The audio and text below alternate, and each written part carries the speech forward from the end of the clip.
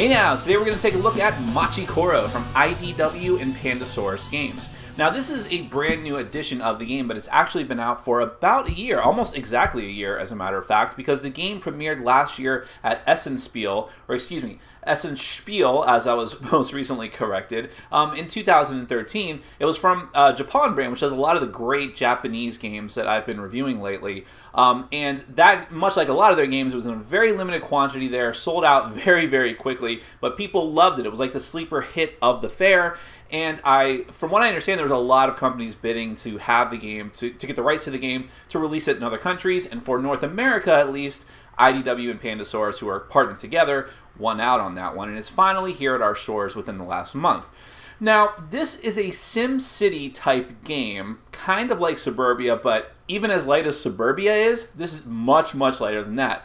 This is just a card game where you're using dice to acquire money with the different buildings that you have, like a wheat field and a bakery and all kinds of other different types of buildings that you can purchase to get even more money because of the dice rolls, which is what you do every turn, roll the dice to see what happens, and eventually you want to build landmarks that really show that you have built a tremendously great city before the other players do. But it's very light. It's only about 20 to 30 minutes long, and so even though it is like, as I hesitate to say, like a city civilization type game, it kind of is, but just on a much, much smaller scale. So before I say anything else here, let's go ahead and do a brief overview of how the game is played. Then we're going to come back. I'll let you know what I think.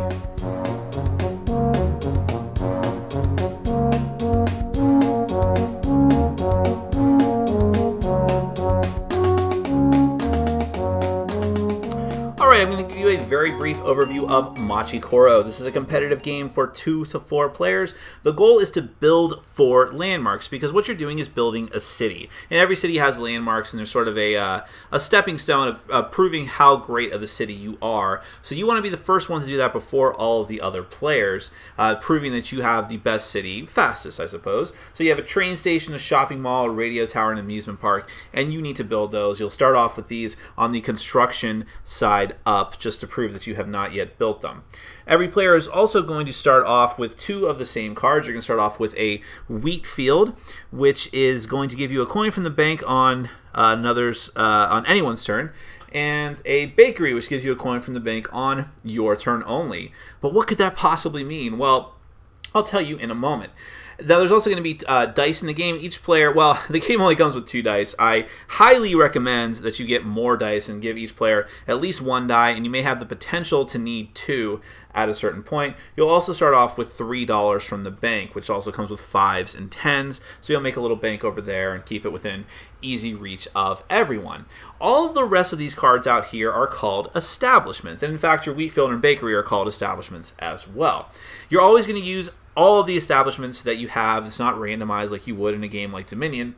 I should point out that if this looks odd to you, it's because I have a promo set of cards called the Gaming Megastore, which I'm not sure how many copies of this game are going to have it, like the initial pre-order of games had it, but if it looks odd to you, if you're watching this in the future and it doesn't look like your copy, that's why. It's not a huge deal. I wouldn't go out of my way to get it. So once you do the initial setup, then the game is going to begin. Decide who goes first, and then go into turn order. Now, what you're trying to do here is just get a lot of money, because that's the only way that you're going to be able to build all of your landmarks, and it's a race to get enough money to do that. So the first thing you do on your turn is roll the die. At the beginning of the game, you can only roll 1 die. One of your landmarks, the train station, will eventually give you the ability to roll 2 if you build it. So you'll roll the die. That's a terrible number. Let's go. That's terrible too. Let's go with a 1. When you roll the die, everyone needs to pay attention to what the die comes up as, because it can affect their establishments. That's what the big number on top of all of these establishment cards is. It tells you what when this establishment is going to be affected by the die rolls. So in this case, the wheat field says you get a coin from the bank on anyone's turn. Well, anyone that has a wheat field, which is everyone's got at least 1 at the beginning of the game, is going to get a coin from the bank. It's just that simple. Now, if I had rolled a 2 or a 3, I don't know why I'm hoping that 2 or 3 comes up. I'll just put it at 2. Then my bakery is going to pay off, but only for me, because while the blue establishments all are effective on anyone's turn, green establishments are only on your turn. So if I had rolled a 2 or 3, I get a coin from the bank. Now, it's not quite as good because, of course, it's only counting on me to roll a 2 or 3, but you see that it's a bigger spread, so it is a little more likely that I'll roll that at least on my turn. But that's all that you start off with, so at the beginning it's kind of hard to get a lot of money, and some of these landmarks are very expensive. The train station is only 4, but the shopping mall is 10. The radio tower is 22. The amusement park is 16. What is a city planner to do? Well, that's why you need to buy more establishments. The second part of your turn is always, if you want, buying an establishment. You don't have to. You could save your money, but down in the bottom corner of all of the other cards, just like with the landmarks, there's going to be a cost for the cards. If you have that much money, you can choose to buy that card, and you're going to put it down into your ever-growing city. So let's say I have 4 now. I'm actually just going to spend, let's say, where is it at? 3 of it, and I'm going to get the forest, okay? Now the forest, I'll go through all of these, but the forest says that on a 5, much like with the wheat field, but in this case with a 5, you get 1 coin from the bank on anyone's turns. But it's more likely that people are going to roll a 5 in the future because people are going to start rolling 2 dice. When people are rolling 2 dice, it's impossible for your wheat field to pay off, but your forest becomes much more likely to pay off. And after you get done rolling dice, earning your income, the third part of your turn is construction of building an establishment. Play passes to the next player, do it all over again. If they roll a number on their turn that's going to kick off one of your buildings, collect your income, but otherwise they proceed to buy an establishment and move on. And instead of buying an establishment, once you do have enough money, you can choose to buy a landmark as well. It's either or. You don't get to do both in the same turn. And establishments will never give you income or dice roll effects like the other establishments do, but they will give, once it's flipped over to its right side, it'll give you a special ability. The train station says you can roll 1 or 2 dice. The shopping mall says each of your, I guess it's like a little coffee cup and bread symbol. Each of those gives, each of those buildings that you have earns you an extra coin. I'll explain more about that in a second. The radio tower, once every turn, you can choose to re-roll your dice. The amusement park, if you roll doubles, take another turn after this one. So those can be very powerful effects, and of course you need them to win the game anyways. It's just a matter of what you're going to build first. So let's go through some of the other establishments that are in the game. There are wheat fields and bakeries that are out here that are just like the ones that you start with. You just have the option of buying them for a coin if you really want more of them. The ranch is just like the wheat field, but it hits on a 2. So even this is a better purchase than the wheat field because, again, at least if people are rolling 2 dice, there's a chance that they'll roll 2 1s and that this will at least pay off instead of it being impossible. The cafe, the red buildings are interesting in that they steal coins from other players. So for the cafe, it costs 2 coins, and you get 1 coin from the player who rolled the dice. So if another player rolled a 3, you get a coin from them, but if you rolled a 3, it's not going to do anything for you. You can't steal coins from yourself. This is where order of operations comes into play. Red card effects always take place before blue card effects. So if someone rolled a 3 on their turn and they had money, let's say that they had 1 coin, I would take that coin for having the cafe, and then if they had a bakery, they would immediately gain a coin from the bakery. So they still have something on their turn. That's why it takes place that way. Let's see. Oops, put it in the wrong spot. Convenience store, the 4, get 3 coins from the bank on your turn only. So it's a better bakery, but it's less likely to hit because it's just 1 number. I already explained the forest is on a 5. Now the purple cards are interesting because the purple cards are the only cards out here that you can only have 1 each of them. Other cards you can stack up as much as you like. You can have every single mine in the game in front of you, and they will all pay off. So it gets better and better to have more of them. But each of the purple ones, you can only have 1 of at a time. So 3 of them are hit on a 6. The only one that doesn't is the promo, the gaming megastore. The stadium, if you roll a 6 on your turn only, you get 2 coins from all players. So this is kind of like the red cards. The business center, trade 1 of your non-purple card establishments with another player on your turn only. Sorry, I had those mixed up. The TV station, take 5 coins from any 1 player on your turn only. Then we're going back into, I have these in order of the dice, by the way. The cheese factory, get 3 coins from the bank for each cattle establishment that you own on your turn only. So if I had multiple ranches, each one of those would provide 3 coins for me if I rolled a 7 on my turn. The furniture factory is a lot like that, except it's for the, I guess this is a flower. It looks like a gear to me. But the natural areas like forest and mine, those are going to pay off by giving me 3 coins for each one if I have a furniture factory. The mine is what I would say is probably the most powerful card in the game. If you roll a 9, or if anyone rolls a 9, you get 5 coins from the bank for every mine that you have, which is just really sick. The Apple Orchard gives you 3 coins from the bank on anyone's turn, and they have to roll a 10 for that.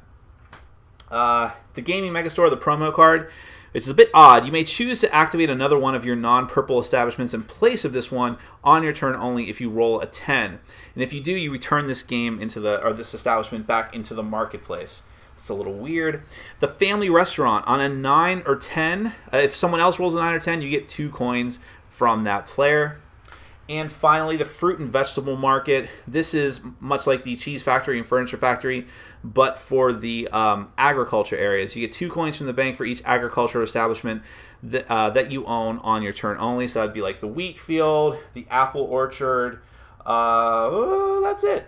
Okay, so that's really the game. You are starting off with some sort of weak establishments, buying other establishments to get you to build an engine and get more and more and more income when people roll the dice, in order for you to eventually be able to purchase all 4 of your landmarks first, and also using the abilities of the other landmarks to help you get up to that point. That's Machi Coro. Well, up front, I'm going to say that this is a very tricky review for me. I am very conflicted about this. I will tell you that I like this game a lot, but I have a huge issue with it. But let's go ahead and start at the beginning, and I'll go through all the details. Component-wise, everything looks really good. Part of the reason I think that this game was so popular at Essen last year, and to this day, is because of the really, really charming artwork on all the cards. I mean, it's a very minimalist game in a very real sense, but it really, and it's very abstract to a degree. I mean, I mentioned in the beginning it's like SimCity, and sure, it kind of is, but in another sense, you're just sort of buying cards, rolling dice, getting money, and so the artwork really helps to bridge that gap between it being a very dry game and looking very, very charming, which it is. I really enjoy the artwork. I'm glad that they kept it the same, because I think in other editions of the game in other parts of the world, they might not be keeping the artwork the same. I don't know. So I think they made a very good choice in keeping it the way it is. And, you know, even the box looks really beautiful. And the box is just way, way too big for what the game actually is. But there are expansions planned. I'm going to talk about that in a minute. There's at least one. I think there's even a second one that's already come out in Japan or will be coming out soon, which will inevitably make its way over here too. So there's more expansions coming, and therefore the size of the box is probably okay eventually. And at least it looks good. And it sits very well with games like King of Tokyo, they're the same size. Anyways, so I like all that. I will complain, though, I wish that there was more dice, because you really need at least 4 dice. No. Really, you need 8 dice. Because it's inevitable that you're gonna gain the train station and be able to roll 2 dice. And even if you only had 1 dice, everyone only had 1 die, it sucks to pass dice around. I hate it. It's such a dumb thing to complain about, I guess, but it really is a pet peeve if you play a ton of games. I hate games where there's something essential that you have to keep passing around that's not a first player marker. So you will be running, if you like this game and decide to keep it, you will be running for your extra D6s wherever you have them laying around the house, because you will need them. Other than that, everything is good as far as the presentation. The gameplay is super, super interesting. Like I said, and have said many times so far, this is a very, very light game. But that doesn't mean that it's not interesting. The whole dice rolling mechanic, in the one sense, yes, it's, you know, like any game that relies heavily on dice, it's very, very random. But you have a lot of control over how that randomness plays out. You can, the way that the purchase of buildings, first off, that everything is just available for you to purchase is a pretty cool thing. I don't know that it might have actually been a little more interesting if it was sort of laid out like Dominion deck builder style, where you just have certain locations out there. But having a plethora of options is really good, because you can try to diversify and make sure that when dice rolls, when people roll dice, whether it's you or your opponents, it's more likely that you're going to get something. So, you know, in the beginning you want to get multiple numbers, because when people are just rolling 1 die, as long as it's from 1 to 6, it's more likely that you're going to be able to get something when someone rolls, especially if it's on other players' turns. Those, or on anyone's turns, those are even better. And actually, that's another thing that I'm going to talk about in a minute in a little more depth. So I like that whole idea that you're kind of engaged at all times, because you're constantly watching to see what the other players are going to do. And I like that. I like that you're not just sitting there waiting for your turn to come around like, come on, come on. I mean, you kind of are, but really the only thing you have to do on your turn that is not really affecting anyone else is buying a building, which is fun and exciting, but at least it's not like the end-all be-all. You can have fun in a way just acquiring money on other players' turns. I do like that a lot. And turns go very, very quickly. It's another plus of this game that it is so fast. I think if it was a little bit longer, excuse me, if it was even like an hour long, it would totally outstay its welcome. But I think it's the perfect length at this juncture. And I like that all the different building special powers. I like having the different colors of buildings, and I don't like remember the specific names of all of them at this point, the different colors, but of them all having a different focus. Of the blues being more about production on anyone's turn, and the reds being about taking coins, and the greens being able to get coins but only on your turn, and the purples being very powerful effects, but very specific effects, and not necessarily you're going to get them all the time, and it's only during your turn, and they're also unique. You can only have one, so it's just sort of if you want to set yourself apart from your opponents and kind of try to have an edge, I like that you have that option. So I mean, there's really not a ton to say about the game itself because it is relatively simple, but you do get the sense that you're building up, that you're getting an engine going, however small and however brief. This game, if you like having that feeling, if you like that feeling from other Euro-style games of having a money-making engine going, this is like that crystallized into a very small package, very, very laser focused, but that's not a bad thing at all. I like that a lot. So what's my issue with the game? My big issue is that, like I said, I love that you have all of these different options of buildings to buy. I've played this game 3 times. So maybe that's not a very, very good sample, and maybe I do need to play it more. But each time that I played, I tried to switch things up a bit and try different strategies. And my opponents did to a certain degree as well, although not as much as me. And what I have found is that despite all these different buildings you can buy, there is really certain buildings you must buy in order to stay competitive. I'm talking about ranches, forests, mines, basically the blue buildings that are going to give you coins on everyone else's turn, because it really is the best, most reliable way to get money. And then adding those together with the green buildings that specifically key off of those production facilities, like the cheese factory, and I can't remember the other one right now, but there's a specific green buildings where you, on your turn, because they're green, if you roll a certain number, all the buildings with those icons, like the natural icons that look like either like a flower or a gear symbol, when you roll that number for that building, you get like 3 coins off of every one of those buildings. And because those buildings are already good on their own, of course you're going to already own them. So those two things work together, and it's killer. It's like the best possible way to proceed forward through the game and win. And no other strategy is as good as that right now. It's just not. I have tried to do the quote-unquote attack strategy with the red buildings of taking coins from other players, which seems just as viable as other ones. Like, sure, I mean, it's just as likely as that a 2 is going to come up as, you know, a 5 for the forest, so why not take this? But then again, your opponents may not have money for you to steal. It's only on their turn, as opposed to the blue buildings are on anyone's turn, including your own. So it's just not as viable. Even the family restaurant, which has a wider, you know, once everyone's rolling 2 dice, that becomes more viable. But still, it's not that likely that you're going to be able to take that much money from your opponents, and it's still totally, it's only on their turns, which means it's even less likely. So that's not really a valid strategy. The purple buildings, we really didn't mess with them at all. I tried to, because I thought it would be interesting. Like the promo cards that come with this one, the Mega Gaming Store, I was like, yeah, that's a really interesting ability. Being able to just take that, use another, when it comes up, use another building's ability, and then get rid of it. But again, it's only on your turn, and while I'm waiting for something cool like that to happen, everyone else is making tons of money from their blue factories just because I decided to go a different path. And I'm not like upset that I didn't win. What I was disappointed at was like, wow, I thought this would be really cool. There's like different things I could do here. None of them are anywhere near as cool as what my opponents are doing. And that bums me out. It bums me out that it seems like you've got a ton of really cool, neat options, but you really don't. You really only have one option if you want to win. And that, I don't know, that just bummed me out a bit. Maybe too much. And maybe if I played longer, I'd have games where that did work. But if that was the case, it would be because of my really good luck and my opponent's really bad luck. I'll also excuse me. I'll also say that I've only played this with 2 and with 3, so it's possible that in a 4-player game it would be a better strategy because there's more people rolling the dice. But again, if that is the case, I wish that all strategies were at least a little bit viable across all player counts. This isn't like a game that goes from 2 to 8; it's from 2 to 4, and because of its speed and because of simple setup and how the game is, it's very likely a lot of people will be playing with this with 2 or 3 players, not just 4 players. So that's the one big sticking point that I have with this game. Does that mean that I'm telling you this game is bad and that you shouldn't get it?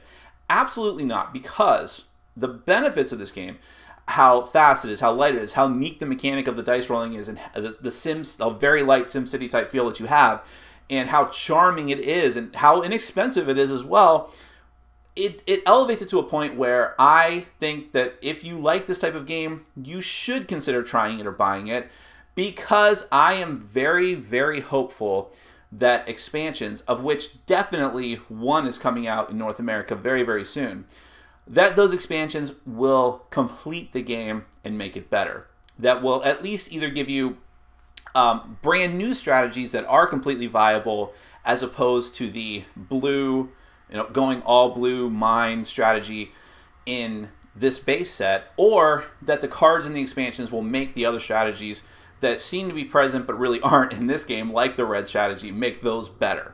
That's at least what I'm very hopeful for, because there's so much to love here, and I'm sticking with it. I believe in this game, and I want it to get better and better and better, and I think that that might be the case, and this is one of those other games that I've played where I'm not willing to make that time investment. Like, yeah, there's something here, but you know what? I'm going to move on because I've got tons of other games I can play that I really enjoy. But this one, I want to believe in, and I think that it could do better. I love these Japanese games that are sort of minimalist, but offer a ton of game in them, and this one does. It just needs just a little bit more. Wow, I didn't even talk about the landmarks. I actually was just thinking as I was talking there and rambling on. The landmarks are a really cool thing too. I love that not only is that the victory condition, but that you can get really cool abilities in the order that you choose. I mean, everyone wants a double reroll, but that's the most expensive. Or I'm sorry, the being able to reroll. But if you still want to try, despite my suggestion to go after like the restaurant strategy, you can go that route. Or when do you decide to roll 4s? That's really, really cool. But anyways, I'm backtracking. Really cool game, needs an expansion desperately, but that doesn't mean that you shouldn't try it and hope for the best when those expansions do come out. Machi Koro from IDW and Panasonic Games, I hope they keep making cool, innovative games like this in Japan or anywhere else. My name is Nick, this has been Board Game Brawl, and I'm reminding you to get out there and game every day and in every way. Take care.